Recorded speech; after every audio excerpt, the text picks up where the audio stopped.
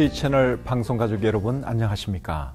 저는 성서침례회에 속한 새삼침례교회 강효민 목사입니다. 인생을 살다 보면 어렵고 힘들 때가 있습니다. 경제적인 이유 때문에, 부부 문제나 자녀 문제 때문에, 또는 병이나 사랑하는 사람의 죽음 때문에 어렵고 힘든 시간을 보낼 때가 있습니다. 그럴 때 곁에서 누군가가 힘이 되어주고 위로가 되어준다면 그것처럼 좋은 일이 없습니다. 성경을 읽어보면 사도 바울은 정말 많은 고난을 당했습니다. 바울처럼 고난을 많이 당한 사람도 드뭅니다. 고린도후서 11장에서 사도 바울은 이런 고백을 했습니다. 내가 수고를 넘치도록 하고 옥에 갇히기도 더 많이 하고 매도 수없이 맞고 여러 번 죽을 뻔하였으니 유대인들에게 40에서 하나 감한매를 5번 맞았으며 3번 태장으로 맞고 1번 돌로 맞고 3번 파선하고 일주야를 깊은 바다에서 지냈으며 여러 번 여행하면서 강의 위험과 강도의 위험과 동족의 위험과 이방인의 위험과 시내의 위험과 광야의 위험과 바다의 위험과 거짓 형제 중의 위험을 당하고 또 수고하며 애쓰고 여러 번 자지 못하고 추리며 목마르고 여러 번 굶고 춥고 헐벗었노라. 사도 바울이 정말 많은 고난을 당했죠. 그가 이렇게 많은 고난을 당한 것은 단 한 가지, 복음 때문이었습니다. 복음 때문에 이렇게 많은 고난을 당했으면 복음 전하는 일을 포기하거나 포기하지는 않더라도 신경쇠약이나 우울증에 걸릴 만도 한데 사도 바울에게는 그런 현상이 전혀 나타나지 않았습니다. 그 이유가 무엇인 줄 아십니까?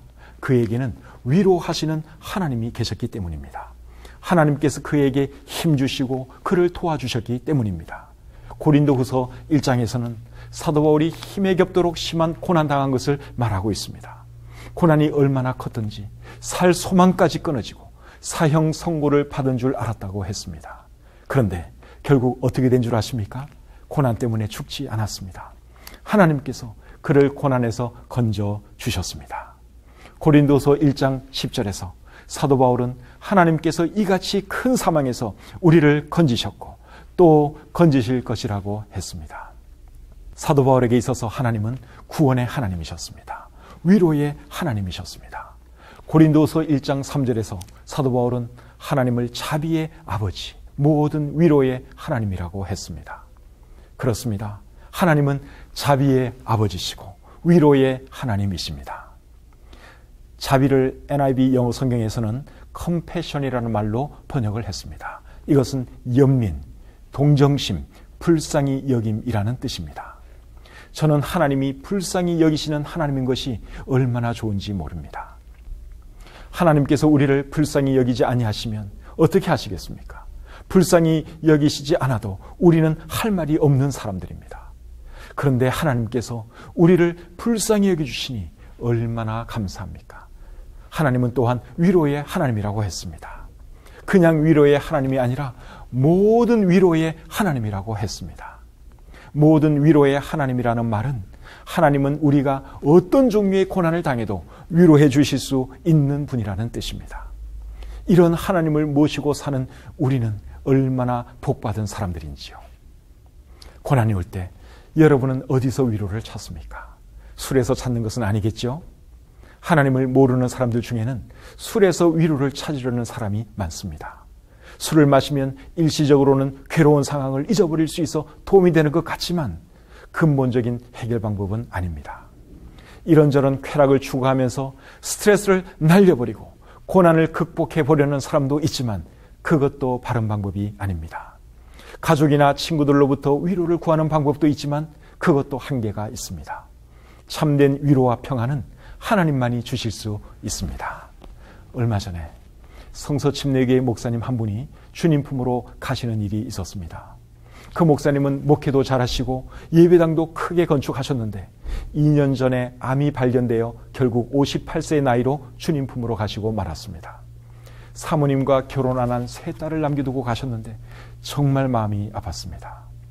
송별 예배를 드리기 전에 예배당 앞자리에 앉아있는 사모님과 딸들에게 뭐라고 위로를 해드리고 싶었는데 위로할 말 찾기가 쉽지 않았습니다.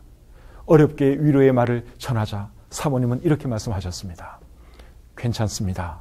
하나님께서 제 마음에 평안을 주셨습니다. 하나님은 그 사모님에게도 위로의 하나님이셨습니다. 사랑하는 사람을 먼저 보내는 것도 큰 고난이지만 자신이 죽음의 자리에 서는 것보다 더 큰 고난은 없습니다. 죽음은 사람이 당할 수 있는 가장 큰 고난입니다. 죽음보다 더 큰 고난이 세상에 없습니다. 경제적으로 힘들다 해도, 부부 문제, 자녀 문제가 있다 해도 다 살았을 때 이야기고, 죽음 앞에 서면 죽음보다 더 큰 문제가 없습니다. 그러나 하나님을 믿는 사람들은 죽음도 두려워할 필요가 없습니다. 하나님께서 죽음의 순간에도 위로해 주실 것이기 때문입니다. 시편 23편 4절에서 다윗은 이렇게 말했습니다. 내가 사망의 음침한 골짜기로 다닐지라도 해를 두려워하지 않을 것은 주께서 나와 함께 하심이라.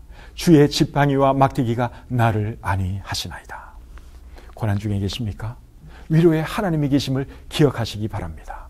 위로의 하나님께서 말씀하시는 것을 들으시기 바랍니다. 위로의 하나님은 사람을 통해, 어떤 때는 성경을 통해 직접 위로해 주시기도 합니다. 위로가 필요하십니까?